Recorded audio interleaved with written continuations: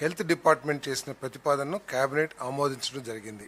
ఈ ప్రపోజల్స్ ద్వారా రాష్ట్రంలో దాదాపు 5 కోట్ల మందికి పైబడి వైద్య సేవలు అందించబడతాయి. 2 లక్షల నుంచి 2.5 లక్షల నుంచి 25 లక్షల వరకు కూడా విలువైన వైద్య సేవలు అందించబడతాయి.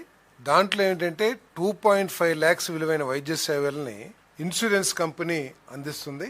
2.5 లక్షల నుంచి 25 లక్షలు విలువ చేసే వైద్య సేవల్ని డాక్టర్ ఎన్టీఆర్ ట్రస్ట్ ఏదైతే ఉందో ఆ ట్రస్ట్ ద్వారా సేవలు అందించబడతాయని చెప్పేసి మనం చేస్తాను.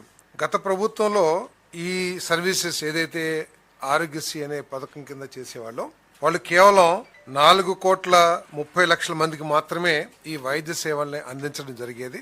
అప్పుడు నాకు తెలిసి సబ్జెక్టు కరెక్షన్ కేవలం 5 లక్షలు మాత్రమే వైద్య సేవలు విలువైన వైద్య సేవలను అందించేవాళ్ళు అనుకుంటాను. బట్ ఇప్పుడు 25 లక్షల వైద్య సేవలు అందించడం, అది కూడా రాష్ట్రంలో ప్రతి ఒక్కరికి కూడా only EHS employment housing scheme ఎవరైతే పొందుతున్నారో వాళ్ళకి తప్ప మిగతా వాళ్ళందరికీ కూడా రాష్ట్రంలో ప్రజలందరికీ కూడా ఈ వైద్య సేవలు అందించబడితే మనం చేస్తాను. అదే ప్రత్యేకంగా వర్కింగ్ జర్నలిస్ట్ హెల్త్ స్కీమ్ ఏదైతే ఉందో దాని గురించి కూడా ముఖ్యమంత్రి గారు ప్రత్యేకంగా ప్రస్తావించి వారికి కూడా ఈ వైద్య సేవలు పరిగణించాలని చెప్పేసి కన్సిడర్ చేయాలని చెప్పేసి కూడా ముఖ్యమంత్రి గారు సూచించారు. తప్పకుండా వారికి కూడా సేవలు అందించడానికి ప్రయత్నం చేస్తానని చెప్పేసి మనం చేస్తాను.